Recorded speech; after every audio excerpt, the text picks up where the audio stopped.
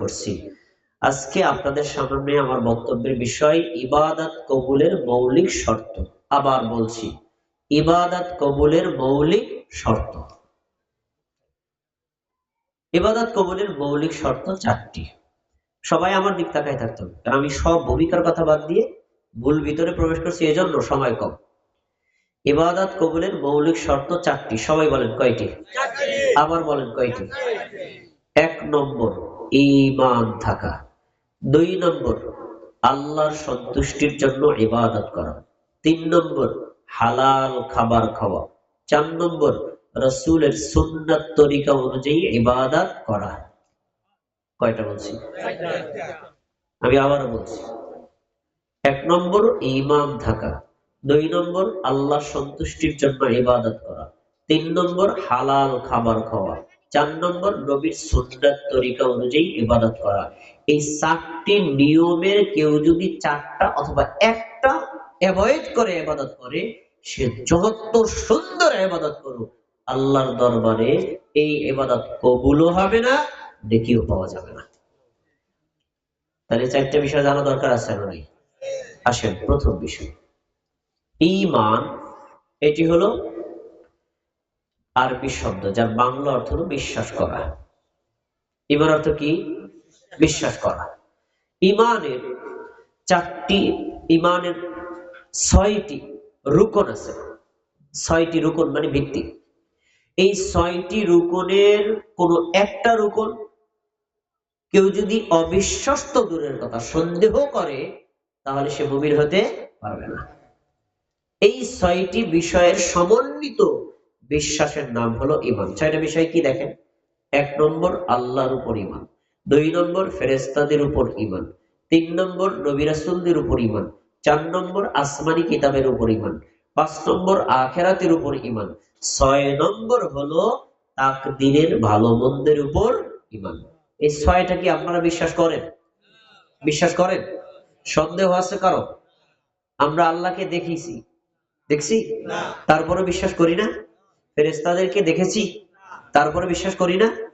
আল্লাহকে দেখলে বিশ্বাস যেমন হবে, এখন না দেখে বিশ্বাসটা ঠিক একই রকম হতে হবে। যদি এমন হয়, তাহলে আপনি হলেন পাক্কা মুমিন। আপনারা যে বিশ্বাস করেছেন, ঈমান এনেছেন, আপনাদের ঈমানের মূল্য সম্পর্কে একটা হাদিস আপনাকে শোনাই। সহিহ মুসলিমের হাদিস। রাসূল সাল্লাল্লাহু আলাইহি ওয়াসাল্লাম বলেছেন, তিনি বলেছেন, একজন সাহাবী আল্লাহ রাসূলকে জিজ্ঞেস করলো, আইয়ুল আমালি আফদালু ইয়া রাসূলুল্লাহ। আল্লাহর রাসূল, ইসলামী শরীয়তের মধ্যে সবচেয়ে দামি, সবচেয়ে মর্যাদাবান, সবচেয়ে মূল্যবান, সবচেয়ে আল্লাহর প্রিয় ইবাদত কোনটি, প্রিয় আমল কোনটি? রাসূল সাল্লাল্লাহু আলাইহি ওয়াসাল্লাম বলেছেন, ঈমানুম বিল্লাহি ওয়া রাসূলি। আল্লাহকে বিশ্বাস করা আর তার রাসূলকে বিশ্বাস করা হলো ইসলামী শরীয়তে সবচেয়ে দামি আমল। আপনি নামাজ, রোজা, হজ, যাকাত, ফরজ, ওয়াজিব, সুন্নাত, মুস্তাহাব যতগুলো আমল করেছেন, এই সব আমলের মধ্যে সবচেয়ে দামি আমল হলো আল্লাহ এবং তার রাসূলকে বিশ্বাস করা। আল্লাহকে বিশ্বাস আপনাদের আছে না নাই? রাসূলকে বিশ্বাস আপনারা করেন না কি করেন না? তার এই মুহূর্তে আপনারা ইসলামী শরীয়তের জগতে সবচেয়ে দামি আমল করেছেন। আলহামদুলিল্লাহ। ঈমান কত বড় দামি, তা সেদিন ওই আমাদের নাজিমুদ্দিন ভাইয়ের মাহফিলে বলেছিলাম, একটু মনে করাই দেই। আল্লাহ রাসূল সাল্লাল্লাহু আলাইহি ওয়াসাল্লাম বলেছেন, জান্নাতে যারা যাওয়ার তারা যাবে, জাহান্নামে যারা যাওয়ার তারা যাবে। সবশেষ একজন ব্যক্তি আছে যে মুমিন আসি, সীমালঙ্ঘনকারী মুমিন, ঈমান আছে, পাপও করছে, জাহান্নামের মধ্যে আছে। আল্লাহ তাআলা ফেরেশতাদেরকে পাঠাবেন, আখরিজু মান কানা ফি কলবিহি মিসকাল হাববাতিন মিন খারদালিল ঈমান। যাও তো, জাহান্নামের মধ্যে কারো ব্যক্তির যদি অন্তরের মধ্যে সরিষা দানা পরিমাণ ঈমান থাকে, তাকে জাহান্নাম থেকে বের করে আনো।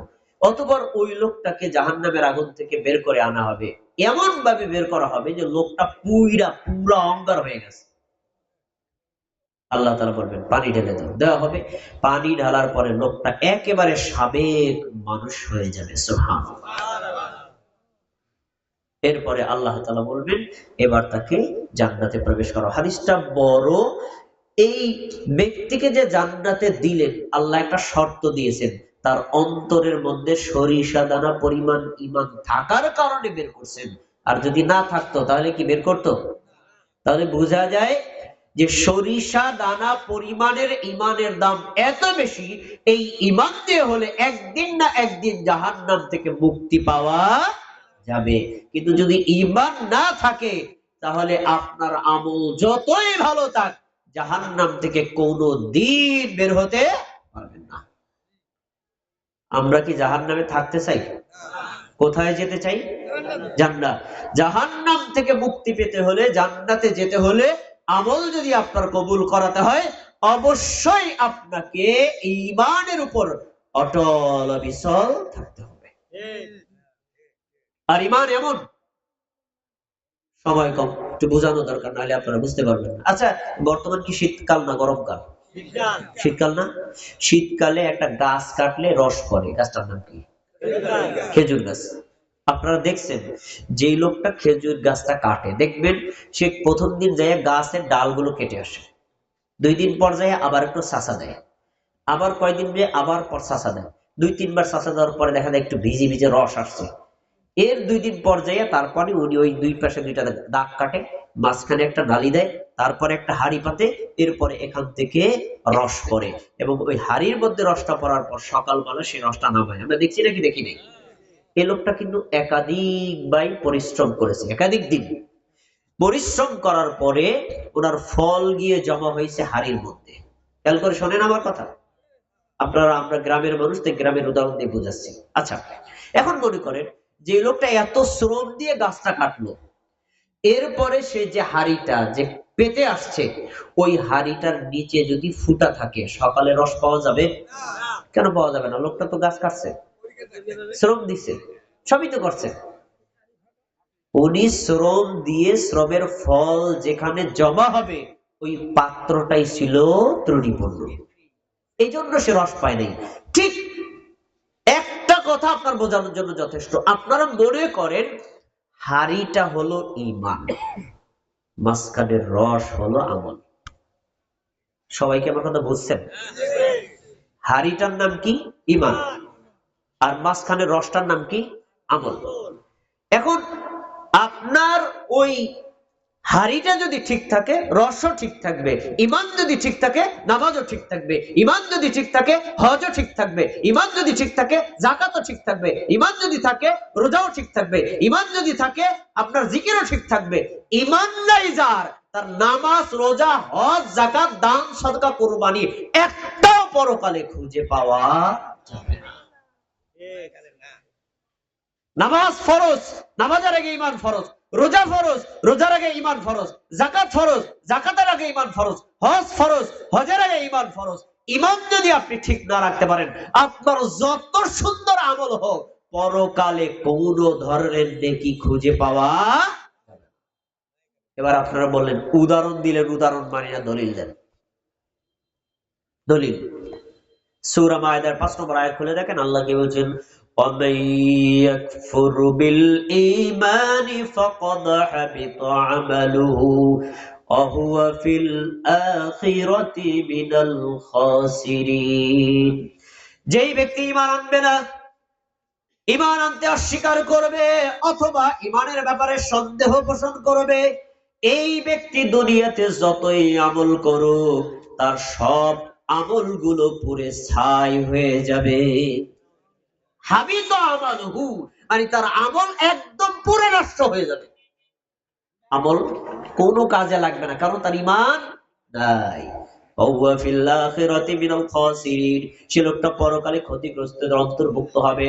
একটু কথা ভালো করে বুঝে রাখেন, আপনি কষ্ট করে ফজর সালাত আদায় করেছেন, এশা সালাত আদায় করেছেন, আপনার এক ভাই আছেন, সে এশা সালাত আদায় করে নাই, ফজর সালাত আদায় করে নাই, সে যদি জাহান্নামে যায় নামাজ আদায় না করার কারণে, আর আপনি নামাজ পড়েও যদি জাহান্নামে যান, দুইজনের কষ্ট কি এক না আলাদা? যে নামাজ পড়ছে তার কষ্ট কম না বেশি? কেন? আমলও করলো, কষ্টও করলো, আর ওই লোকটা তো এমনি কাঁথা গায়ে দিয়ে ঘুমাইছে, ওই লোকটা তো কম্বলের মধ্যে ঘুমাইছে, সে বেনামাজি হওয়ার কারণে সে জাহান্নামে গেছে। আপনি জাহান্নামে গেলেন কেন?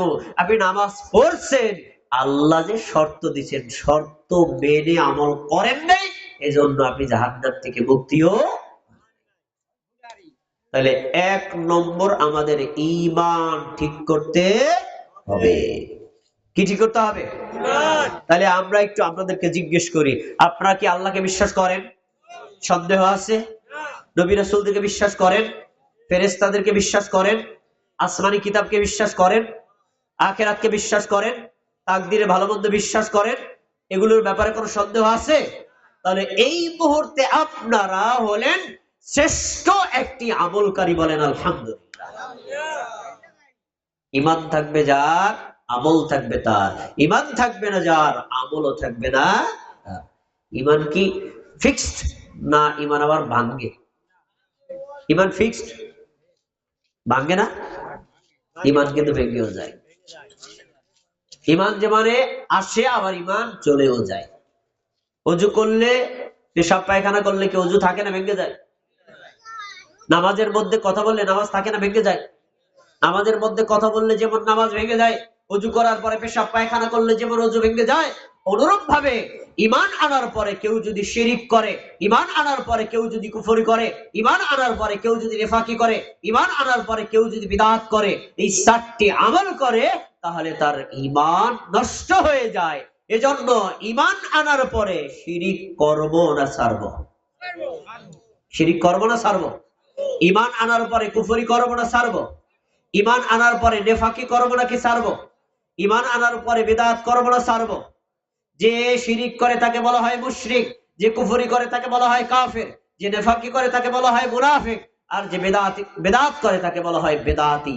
আমরা এই 4টি ভয়ঙ্কর পাপ যদি ছেড়ে দেই এবং আল্লাহর উপর ঈমানের উপর অটল অবিচল থাকি, কিয়ামতের দিন জান্নাতের ফয়সালা করে দিবেন কে? আল্লাহ তাআলা আমাদেরকে মুমিন হিসেবে কবুল করুন। 1 নম্বর শর্ত হলো। 2 নম্বর, আল্লাহর সন্তুষ্টির জন্য ইবাদত করা। আমরা ইবাদত করব কার জন্য? সমাজকে দেখানোর জন্য? ভোট পাওয়ার জন্য? মানুষকে খুশি করার জন্য? একমাত্র আল্লাহর জন্য ইবাদত করতে হবে। আরবিতে বলা হয় ইখলাসুন নিয়্যাহ, সহিহ নিয়ত। এক আল্লাহর সন্তুষ্টির জন্য ইবাদত করতে হবে, পৃথিবীর কারো খুশির জন্য ইবাদত করা যাবে না। দলিল সূরাতুল বাইয়িনার 5 নম্বর আয়াত আল্লাহ বলেন, ওয়ামা উমিরু ইল্লা লিয়াবুদুল্লাহা মুখলিসিনা লাহুদ্দীন হুনাফা। তাদেরকে আদেশ করা হয়েছে একনিষ্ঠভাবে এক আল্লাহর জন্যই ইবাদত করবে। সুবহানাল্লাহ। তাদেরকে মানে মানুষদেরকে, তাদেরকে মানে মুমিনদেরকে। আমরা কি মুমিন না কাফির? মুমিন না। আমাদেরকে আদেশ করা হয়েছে, আদেশটা কার? আল্লাহ। ফরজ আল্লাহ আমাদের উপর নির্দেশ করেছেন, আদেশ করেছেন, ফরজ করেছেন, আমরা এক আল্লাহর জন্য ইবাদত করব। আল্লাহ ছাড়া অন্য কারো খুশি প্রত্যাশা করা যাবে না। একনিষ্ঠভাবে। সহিহ বুখারীর 1 নম্বর প্রসিদ্ধ হাদিস, রাসূল সাল্লাল্লাহু আলাইহি ওয়াসাল্লাম বলেছেন, ইন্নামাল আ'মালু বিন্নিয়াত ওয়া ইন্নামা লিকুল্লি ইমরিইম মা নাওয়া। নিশ্চয়ই সমস্ত আমল নিয়তের উপর নির্ভরশীল। কেউ যদি আল্লাহর জন্য আমল করে, এই আমলটা আল্লাহর জন্য গণ্য হবে। কেউ যদি রাসূলের জন্য আমল করে, এই আমলটা রাসূলের জন্য গণ্য হবে। কেউ যদি আল্লাহ এবং আল্লাহ রাসূলকে বাদ দিয়ে পার্থিব কোনো খুশির জন্য, অথবা অন্য কোনো স্বার্থ সিদ্ধির জন্য, অথবা টাকা পয়সা লাভের জন্য, অথবা সম্মান খ্যাতির জন্য ইবাদত করে, তাহলে এই লোকটা দুনিয়াতে টাকা পয়সা পাবো, তার দুনিয়ার স্বার্থ সিদ্ধি হবে, সম্মান খ্যাতি পাবে, কিন্তু আল্লাহর খুশি, আল্লাহর নেকি সে হবে না। তাহলে ইবাদত করবো কার জন্য? আল্লাহর জন্য। এক আল্লাহর জন্য ইবাদত করতে হবে। একটা ঘটনা আমি আপনাদের মনে করাই দিচ্ছি, আপনারা জানেন। কিয়ামতের দিন সবার আগে 3 জন ব্যক্তির আমল বিচার ফয়সালা আগে হবে। কয়জন ব্যক্তির? 3 জন। কথা বলবেন, কয়জন? 3 জন। 1 নম্বর হলো যে লোকটা আল্লাহর রাস্তায় শহীদ হয়েছে। কাফের মুশরিকদের সাথে যুদ্ধ করতে গিয়ে আল্লাহর দ্বীন কায়েমের জন্য জায়গায় মারা গেছে। আমলটা কি বড় না ছোট? ভালো না খারাপ? এই আমল দ্বারা জান্নাতে যাওয়া যায় নাকি যায় না? খেয়াল করে শুনুন। শহীদকে নিয়ে আসা হবে, পৃথিবীর সব মানুষ দেখবে, কিয়ামতের দিন সবাই দেখবে, বলবে তোমাকে শক্তি দিছি, সামর্থ্য দিছি, রণকৌশল দিছি, যুদ্ধের অস্ত্র দিছি, তোমাকে ঘোড়া দিয়েছি, আরো অনেক কিছু দিছি, কি করছো? ফামা আমিলতা ফিহা। তখন সে বলবে, আল্লাহ কি বলেন, করি নাই মানে? আল্লাহ করি নাই মানে? আপনার রাস্তায় আপনার দিন কায়েম করতে গিয়ে কাফের মুশরিকদের বিরুদ্ধে যুদ্ধ করে ওই যুদ্ধ ক্ষেত্রেই তো নিজের জীবনটা দিছি, আর কি চান? আর কি চান? আল্লাহ তাআলা বলবেন, কাযাবতা, তুই মিথ্যা কথা বলছস। যুদ্ধ করছস ঠিকই, যুদ্ধক্ষেত্রে তার জীবনও দিছস, এটাও ঠিক। কেন দিয়েছিস? লিআইয়ুকালা জারিউন, এই জন্য যুদ্ধ করছো, বলবে বীর শ্রেষ্ঠ, বীর বিক্রম, বীর মুক্তিযোদ্ধা। এই টাইটেল গুলো পাওয়ার জন্য তুমি করেছো। দুনিয়াতে তোমাকে বীর শ্রেষ্ঠ বলা হয়েছে, দুনিয়াতে তোমাকে বীর উত্তম বলা হয়েছে, দুনিয়াতে তোমাকে বীর বিক্রম বলা হয়েছে, দুনিয়াতে তোমাকে বীর বাহাদুর বলা হয়েছে। এই টাইটেল পাওয়ার জন্য করছো, আমি আল্লাহর খুশির জন্য করো নাই। এজন্য তোমার পা উপরের দিকে, মাথা নিচের দিক দিয়ে জাহান্নামে নিক্ষেপ করা হলো। লোকটা কোথায় গেল, জান্নাতে না জাহান্নামে? আমল করছিল কি? শহীদ। বলেন তো, আমল করার কারণে কোথায় গেল? জাহান্নামে। যাওয়ার কথা কোথায়? কেন গেছে? তার নিয়তের মধ্যে ছিল মরণে। কথা কি বুঝতে পেরেছেন? এরপরে আরেকজন ব্যক্তিকে নিয়ে আসা হবে, যিনি একজন বক্তা, একজন আলেম, একজন ক্বারি সাহেব। তাকে বলা হবে, তোমাকে আমি যে নিয়ামত দিয়েছি, কোরআন শিখেছো, হাদিস শিখেছো, জ্ঞান বুদ্ধি তোমার ছিল, কি করছো বলো? তখন বলবে, আল্লাহ কি বলেন, করি নাই মানে? এই পূর্ব দুর্গবর্তী এলাকায় এসে আমি বড় বক্তা ছিলাম, বিশেষ বক্তা ছিলাম, মানুষদেরকে কোরআন হাদিসের কথা শোনাইছি, আর সুর দিয়ে কোরআন তেলাওয়াত করে শোনাইছি। সবাই বলছে বড় আলেম, সবাই বলছে চমৎকার কণ্ঠ, তাহলে আমি করি নাই কি বলেন? আল্লাহ তাআলা বলবেন, কাযাবতা, তুই মিথ্যা কথা বলছিস। তুই ঠিকই কোরআন হাদিস শিখছিলি, বড় আলেম বলবে এই জন্য, বড় বক্তা বলবে এই জন্য, বড় কারি সাহেব বলবে এই জন্য, আমার সন্তুষ্টির জন্য তুমি এগুলো করো নাই। আজকে তোমাকে পা উপরের দিক দিয়ে, মাথা নিচের দিক দিয়ে জাহান্নামে নিক্ষেপ করা হলো। আলেম কোথায় গেল? কেন গেল? নিয়তের মধ্যে গরমিল ছিল। 3 নম্বর ব্যক্তিকে নিয়ে আসা হবে, বলবে, তোমার আমি কত সম্পদ দিয়েছিলাম, সম্পদ গুলো কি করছো?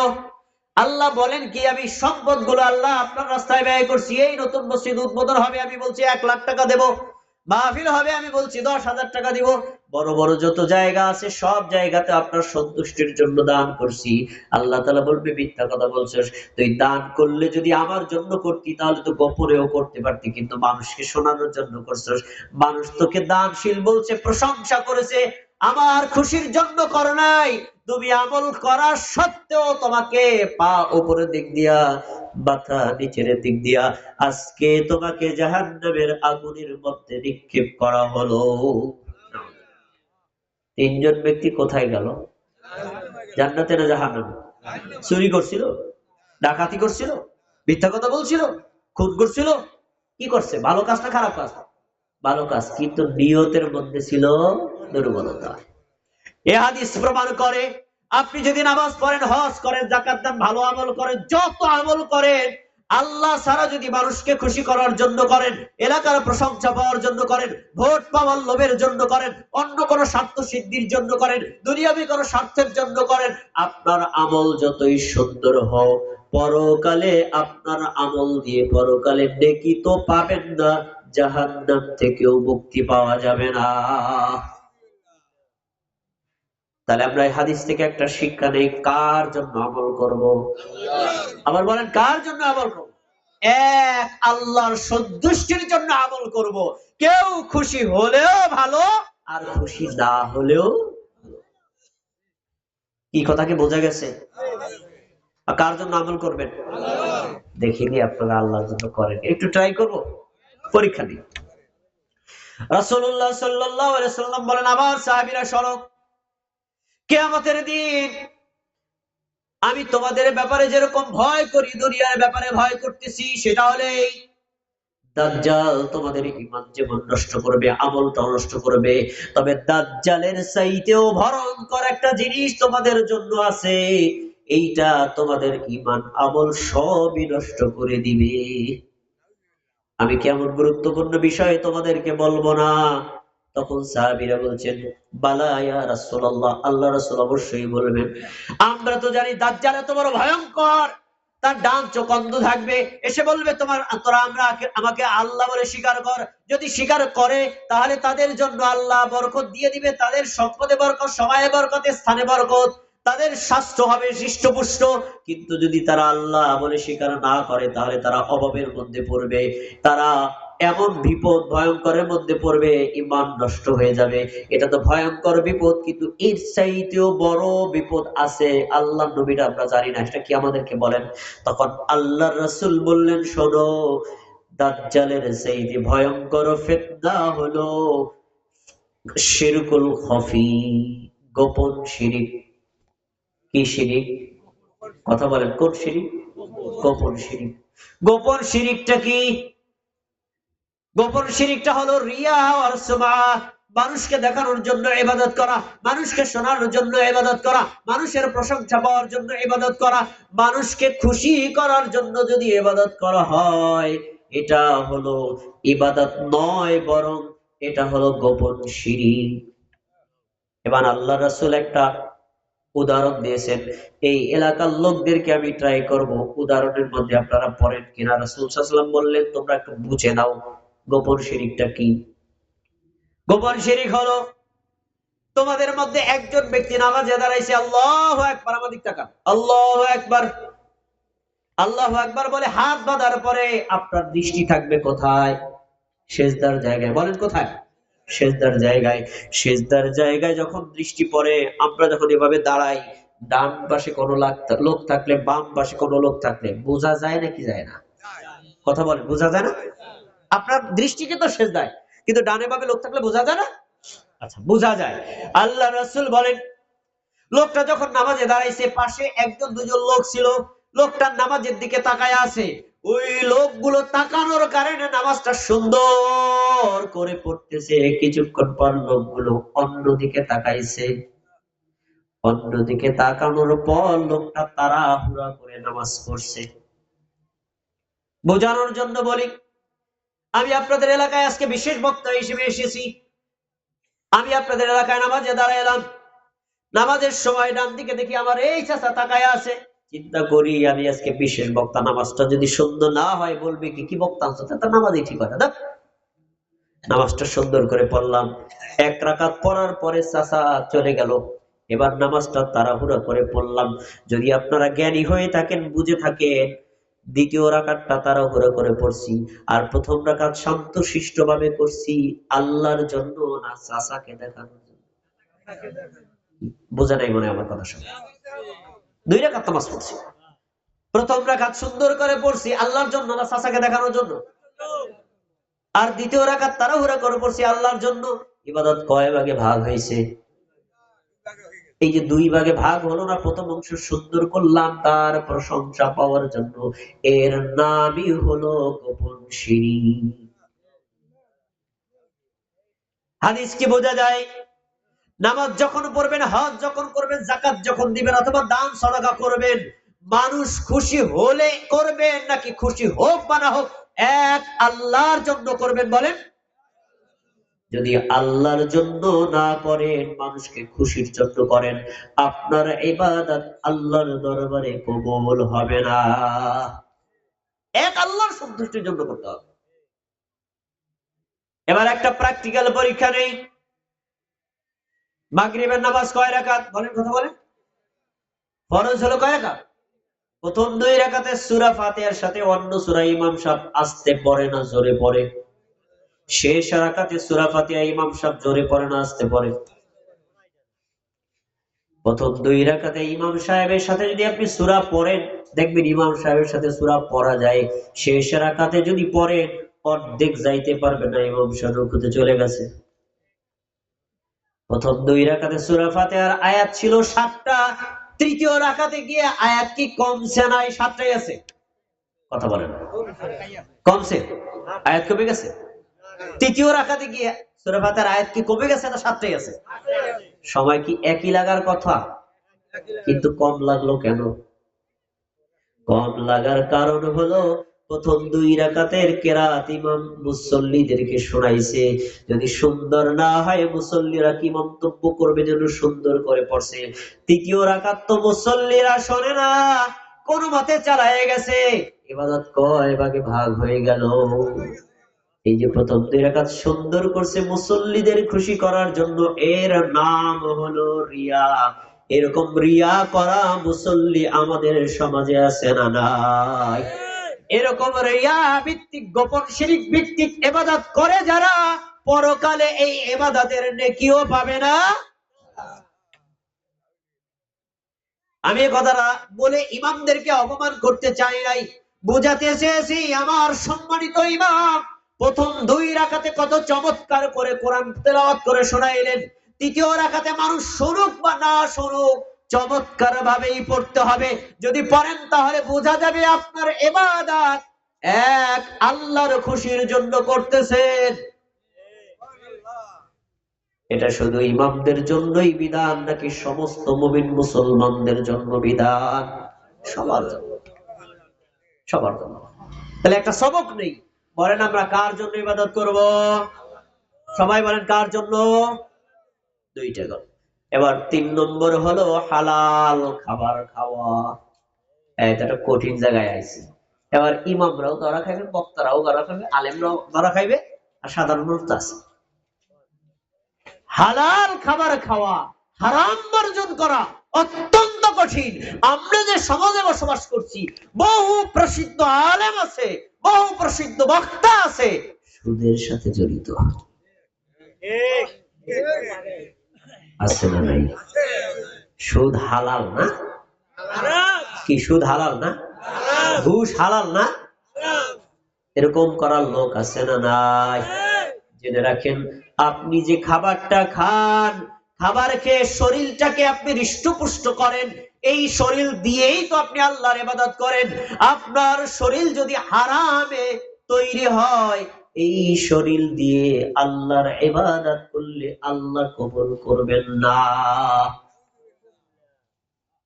একটা হাদিস আপনাকে স্মরণ করায় দেই, সুনানে তিরমিজির হাদিস। রাসূলুল্লাহ সাল্লাল্লাহু আলাইহি ওয়াসাল্লাম বলেছেন, ইয়া আইয়ুহান নাস, হে মানব জাতি। আমরা কি জাতি? কথা বলেন, আমরা কি জাতি? তাহলে আমাদেরকে লক্ষ্য করে আমাদের নবী বলেছেন 1400 বছর আছে আগে, কিন্তু আমরা হাদিসে পেয়েছি, তাই এই কথাটা এখনো শুনতে পাচ্ছি। কি বলছেন? ইয়া আইয়ুহান নাস, হে মানব জাতি, ইন্নাল্লাহা তাইয়্যিব লা ইয়াকবালু ইল্লা তাইয়্যিবা। জেনে রাখো আল্লাহ হলেন পাক এবং পবিত্র। আল্লাহ কি? আল্লাহ কি পবিত্র না অপবিত্র? কথা বলেন, আল্লাহ কি অপবিত্র না অপবিত্র?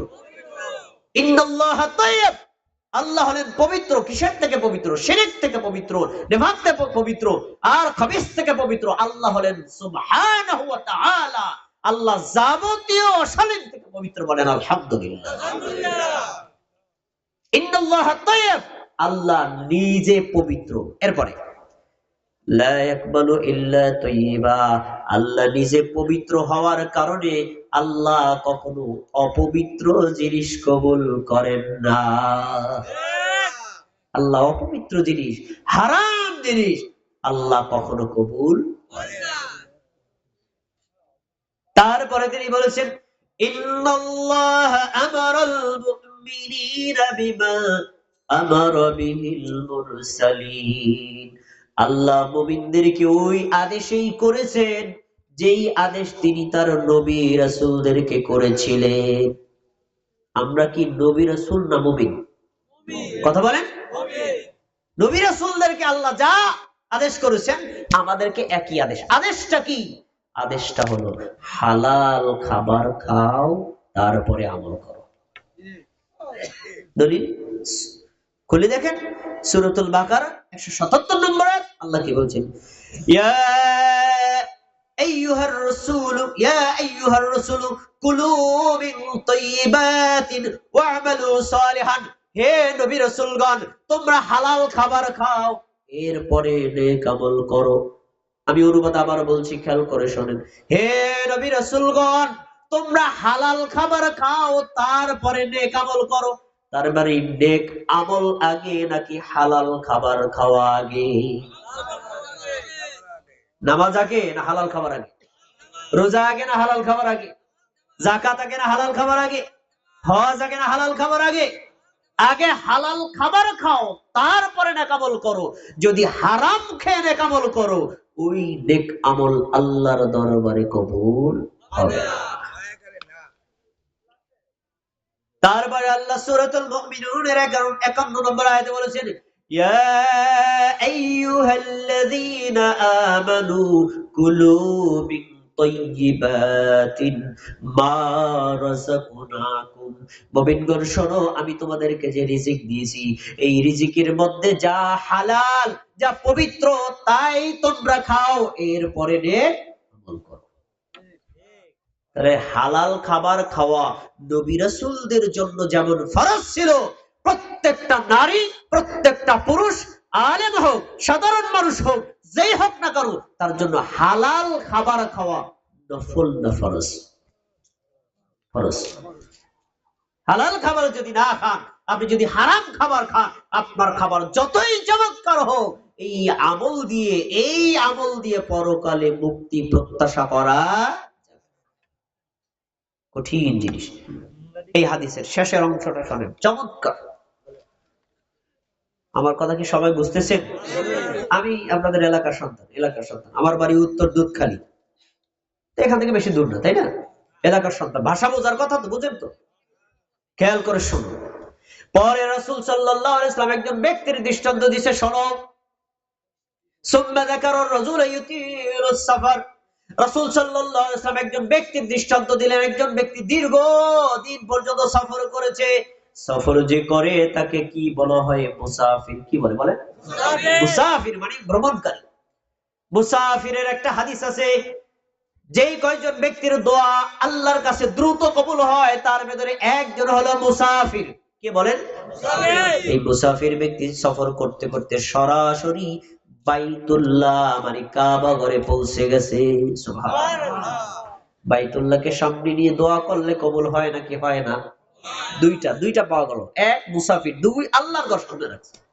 এবার শোনেন, হাত্তা ইয়ামুদ্দু ইয়াদাইহি, দুই হাত আল্লাহর দিকে উত্তোলন করছে, কাবা ঘরকে সামনে রেখে আল্লাহর কাছে বলছে, ইয়া রব, হে আমার রব, আপনি আমার এই দোয়া কবুল করেন, আমার এই দোয়া কবুল করেন, আমার এই চাওয়াটাকে কবুল করেন, আমাকে আল্লাহ জান্নাত দান করেন, আমার বাবা মাকে জান্নাত দান করেন। সে দোয়া করতেছে। এই দোয়া যে করতেছে, তার ব্যাপারে আমাদের নবীর কমেন্ট শোনেন। 1 নম্বর, ওমালবাসুহু হারামুন, তার পোশাকটা হারাম। পোশাকটা কি? হারাম। আমাশরাবুহু হারামুন, তার পানীয় বস্তুটা হারাম। ওয়া তাআমুহু হারামুন, তার খাবারটাও হারাম। ওয়া গুযিয়া বিল হারাম, তার বডিটা তৈরি হয়েছে হারাম খাবার খেয়ে। খাবার কথা বলেন, খাবার কি? পোশাক, পানি, বডি তৈরি হয়েছে কি দিয়া? এখন আল্লাহর রাসূল বলছেন, ফাআন্না ইউস্তাজাবু লিযালিক, এই হারামখোরের দোয়া আল্লাহর নিকটে কিভাবে কবুল হবে? এই হাদিস দ্বারা আল্লাহর নবী পৃথিবীর সমস্ত মানুষদেরকে বোঝাতে চেয়েছেন, তুমি যদি মুসাফির হও, তুমি যদি আল্লাহর ঘর বাইতুল্লাহ গিয়ে হজ করো, উমরাও করো, বাইতুল্লাহকে সামনে নিয়ে রেখেও যদি আল্লাহর কাছে দোয়া করো, তোমার খাবার যদি হারাম হয়, পানীয় যদি হারাম হয়, পোশাকও যদি হারাম হয়, তোমার শরীরের হৃষ্টপুষ্ট যদি, তোমার পুষ্টি যদি হারাম দিয়ে হয়, তোমার আমল আল্লাহর দরবারে কবুল, কথা বলেন, কবুল। তাহলে আমরা কি হারাম খাবো না হালাল খাবো? রাসূলুল্লাহ সাল্লাল্লাহু আলাইহি ওয়াসাল্লাম একটা প্রসিদ্ধ হাদিস রয়েছে, রাসূল সাল্লাল্লাহু আলাইহি ওয়াসাল্লাম বলেন, অচিরে আমার একটা যুগ আসবে, আমার উম্মতের মধ্যেই বহু মানুষ সে হারাম খায় না হালাল খায় কোনোদিন চিন্তাও করবে না। বর্তমানে এই যুগ সেজদা করতে করতে কপালে দাগ পড়ে গেছে। বড় হুজুর, বড় মাওলানা, বড় খতিব, বড় বুজুর্গ কয়েকবার হজ করছে, হারামখোর, সুদের সাথে জড়িত, ঘুষের সাথে জড়িত, আইল খোদায় জড়িত, অন্যের জমি জোর করে দখল করে খায়, অন্যের সম্পদ নেওয়ার পরে ফেরত দেয় না, অন্যের মাথায় বাড়ি মেরে জোর করে দখল করে খায়, এমন লোক এই দুর্গাবতী এলাকায় নাই। কথা বলে না, আছে না নাই?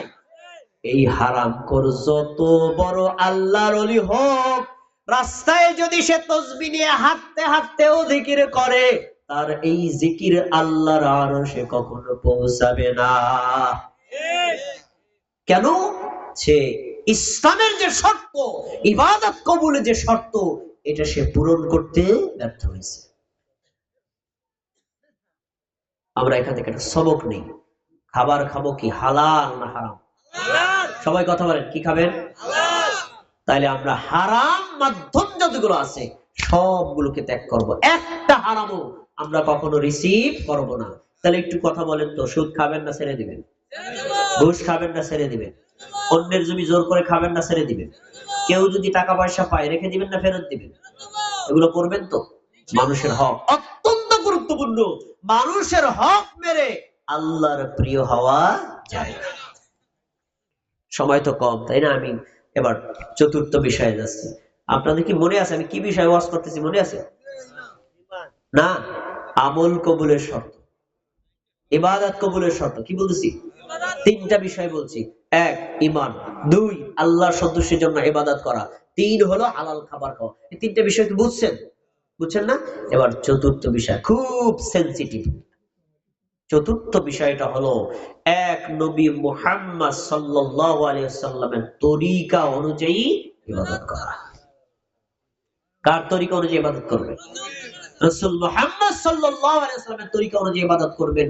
তার তরিকার বাইরে অন্য কারো তরিকায়, কারো নিয়মে কোনো ইবাদত করা যাবে না। যদি করেন তাহলে আপনার আমল আল্লাহর দরবারে কবুল হবে না।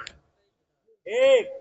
কিন্তু রাসূলের তরিকা অনুযায়ী ইবাদত করার মানুষ, রাসূলের তরিকা শিখে আমল করার মানুষ বর্তমান দুনিয়াতে কম না বেশি? অনেক কম। একটা চাক্ষুষ কথা বলি, একটা চাক্ষুষ।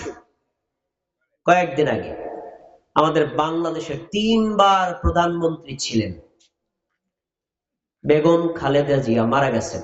আপনারা শুনছেন না শোনেন নাই? আল্লাহ তাকে ক্ষমা করুন বলেন আমিন। তিনি মারা গেলেন, লক্ষ লক্ষ লোক তার জানাজায় হাজির হয়েছে। তার সুযোগ্য সন্তান জনাব তারেক রহমান তিনিও জানাজায় অংশগ্রহণ করলেন। বাংলাদেশের প্রধান উপদেষ্টা তিনিও জানাজায় অংশগ্রহণ করলেন। খেয়াল করে শোনেন কথাগুলো। কেউ হয়তো ভাবতেছেন মনে রাজনীতি কথা শুরু করছে, না, শিক্ষণীয় কথা। তো সাংবাদিকরা তো ভিডিও করে, ক্যামেরা ধরে রাখে। তা আমি জানাজার সালাতের দৃশ্যটা দেখলাম। ক্যামেরাম্যান যিনি ছিলেন তিনি জানাজা চলাকালীন সময় বেগম খালেদা জিয়ার সুযোগ্য সন্তান জনাব তারেক রহমানের দিকে ধরে রাখছে। আমি দেখলাম জাতীয় মসজিদের খতিব তিনি জানাজা পড়াচ্ছেন, আর জানাজা চলাকালীন সময় জনাব তারেক রহমান এইভাবে যে হাত বেঁধে রেখেছেন, তার ঠোঁটও নড়ল না, তার জিহ্বাও নড়ল না। তার মানে কিছু পড়ছে নাকি পড়ে নাই? কি কথা কি বুঝেন? কিছু পড়ছে নাকি পড়ে নাই? তার মানে জানা যায় যে কি পড়তে হয় তা তিনি জানেন না। কত বড় আশ্চর্যজনক কথা! যিনি ভবিষ্যতের বাংলাদেশের কর্ণধার হবেন বলে আমরা মনে করি, আল্লাহ ভালো জানেন, মনে করি এরকম ইসলামী একটা রাষ্ট্রের দায়িত্ব নেবেন, তিনি জানেন না জানাজার নামাজে তার মাকে সামনে রেখে কি পড়তে হয়। বলেন নাউযুবিল্লাহ।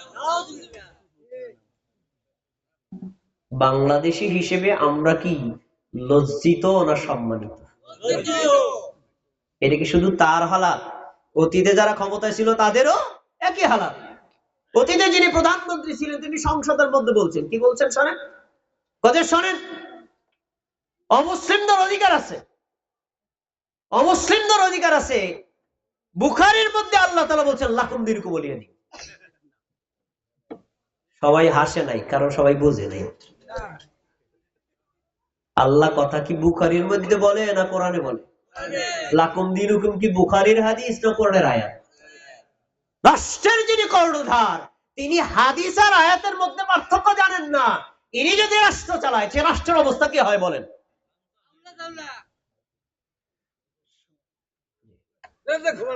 তাহলে আমরা যেটা, আমি এতক্ষণ যে জিনিসটা বুঝাতে চাইলাম সেটা হলো এই, যে শুধুমাত্র রাষ্ট্র চালানোর জ্ঞান অর্জন করলেই হবে না। ধর্ম যে আপনি পালন করছেন, সালাত আদায় করবেন, সিয়াম পালন করবেন, হজ করবেন, যাকাত দিবেন, ফরজ আমল করবেন, নফল আমল করবেন, এই আমলের নিয়ম কারণ আমাদের নবী কিভাবে করেছেন সেটা জানা আমাদের জন্য নফল না ফরজ? যদি আপনি নবীর তরিকা না জানেন, ওই না জেনে আপনি আন্দাজে আমল করেন, আরে ভাই আপনার আমল যতই চমৎকার হোক আল্লাহর দরবারে কবুল হবে না। দলিল শেষ করে দিচ্ছি, প্রধান বক্তা আসতে ছেড়ে দিব। আল্লাহ তাআলা বলেন সূরাতুল মুহাম্মাদের 33 নম্বর আয়াত, ইয়া আইয়ুহাল্লাযীনা আমানু আতিউল্লাহ ওয়া আতিউর রাসূলা ওয়ালা তুবতিলু আমালাকুম। হে মুমিনগণ, তোমরা আল্লাহর আনুগত্য করো, রাসূলের আনুগত্য করো, তোমরা তোমাদের আমলগুলো বাতিল করে দিও না। আয়াতের অনুবাদ বললাম। আল্লাহর আনুগত্য মানে কোরআনে আল্লাহ তাআলা যেখানে যতটুকু যা বলেছেন সেখানে ততটুকু বিশ্বাসও করতে হবে, আমলও করতে হবে। আর রাসূলের আনুগত্য মানে হাদিসের মধ্যে নবী সাল্লাল্লাহু আলাইহি ওয়াসাল্লামের আমলগুলো যেখানে যতটুকু যেভাবে আছে সেখানে ততটুকু সেভাবেই যদি আপনি করেন, তাহলে তার সুন্নাত তরিকা অনুযায়ী তার আনুগত্য করলেন। তো আপনি যদি আল্লাহর আনুগত্য করেন, রাসূলের আনুগত্য করেন, নবীর সুন্নাত তরিকা অনুযায়ী আমল করেন, আপনার আমল আল্লাহর দরবারে কবুল হবে। যদি আল্লাহর কথা না মানেন, রাসূলের কথা না মানেন, আল্লাহ এবং রাসূলের তরিকার বাইরে আমল করেন, আল্লাহ বলছেন ওয়ালা তুবতিলু আমালাকুম, তোমাদের আমলগুলো বাতিল করে দিও না। তার মানে তুমি নবীর তরিকায় করো নাই, তোমার আমল আল্লাহর দরবারে বাতিল। আয়াতে স্পষ্ট, নবীর তরিকার বাইরে, আল্লাহর তরিকার বাইরে আমল করলে কবুল, কথা বলেন, হবে না, কবুল হবে না। এবার একটা হাদিস শুনেন, রাসূল সাল্লাল্লাহু আলাইহি ওয়াসাল্লাম বলেন কুল্লু উম্মতি ইয়াদখুলুনাল জান্নাহ, আমার যত উম্মত আছে প্রত্যেকটা উম্মতই জান্নাতে যাবে। সুবহানাল্লাহ বলেন। সুবহানাল্লাহ। আমরা নবী মুহাম্মদ সাল্লাল্লাহু আলাইহি ওয়াসাল্লামের উম্মত। কার উম্মত বলেন? নবী মুহাম্মদ সাল্লাল্লাহু আলাইহি ওয়াসাল্লামের উম্মত। আমাদের ব্যাপারে নবী সুসংবাদ দিচ্ছেন, আমার উম্মত সবাই যাবে জান্নাতে। সুবহানাল্লাহ। আপনারা খুশি হন নাই মনে, বুঝতে পারছেন? সুবহানাল্লাহ। তিনি আবার বাউন্ডারি দিয়েছেন, ইল্লা মান আবা, তবে সেই ব্যক্তি জান্নাতে যেতে পারবে না যে লোকটা জান্নাতে যেতে অস্বীকার করে, মানে জান্নাতে যেতে চায় না। জান্নাতে যেতে চান না কে? জান্নাতে যেতে চান না কে? মানে কেউই দাঁড়ায় না, কেউ জান্নাতে যেতে অস্বীকার করে না, সবাই চায়। তখনই আল্লাহ রাসূলকে জিজ্ঞেস করা হলো, আল্লাহ রাসূল, উমাইয়া আবা ইয়া রাসূলুল্লাহ, আপনার উম্মতের মধ্যে এমন কোন লোক আছে জান্নাতে যেতে চায় না? সবাই তো যেতে চায়। আল্লাহ রাসূল বললেন, তার কপালে লেখা নাই, তার বডিতে লেখা নাই, তার হাতে লেখা নাই, কিভাবে বুঝবা? বোঝার লক্ষণ আছে। শোনো,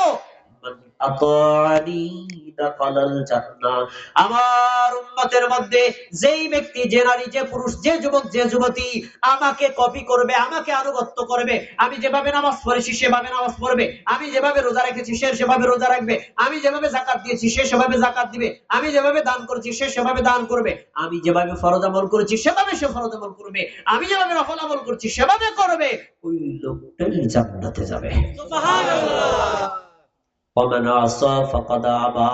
যেই ব্যক্তি আমার কথা মানবে না, আমি যা করেছি করবে না, আমি যা বলেছি মানবে না, আমার সুন্নাত তরিকার বাইরে গিয়ে বেদাতি তরিকায়, পীরের তরিকায়, বুজুর্গের তরিকায়, আলেমের তরিকায়, এলাকার তরিকায়, দেশের তরিকায়, দশের তরিকায়, বাংলাদেশের তরিকায়, সৌদি আরবের তরিকায়, ইংল্যান্ডের তরিকায়, আমেরিকার তরিকায় অথবা ইন্দোনেশিয়ার তরিকায় যদি আমল করে, এই আমল করে লোকটা জান্নাতে ঢুকতে পারবে। তাহলে আমরা যে আমল করব তার তরিকায়, নবী মুহাম্মদ সাল্লাল্লাহু আলাইহি ওয়াসাল্লামের, তিনি যেখানে যতটুকু যেভাবে করেছেন আপনি সেখানে ততটুকুই যদি করেন, তাহলে ইত্তেবাউস সুন্নাহ, নবীর সুন্নাতের অনুসরণ করলেন, নবীর সুন্নাতের অনুসরণ করলে আপনার আমল কবুল হবে। কত বড় সুসংবাদ শুনেন। সূরাতুল আলে ইমরান 31 নম্বর আয়াত আল্লাহ তাআলা বলেন, কুল ইন কুনতুম তুহিব্বুনাল্লাহ, নবী মুহাম্মদ সাল্লাল্লাহু আলাইহি ওয়াসাল্লাম তুমি তোমার উম্মতদেরকে বলো, ইন কুনতুম তুহিব্বুনাল্লাহ, তোমরা যদি আল্লাহকে ভালোবেসেই থাকো। আপনাদের কাছে জিজ্ঞাসা, আপনারা কি আল্লাহকে ভালোবাসেন না শত্রু মনে করেন? আল্লাহকে ভালোবাসেন না? আল্লাহকে পৃথিবীর সবচেয়ে বেশি ভালোবাসা ফরজ।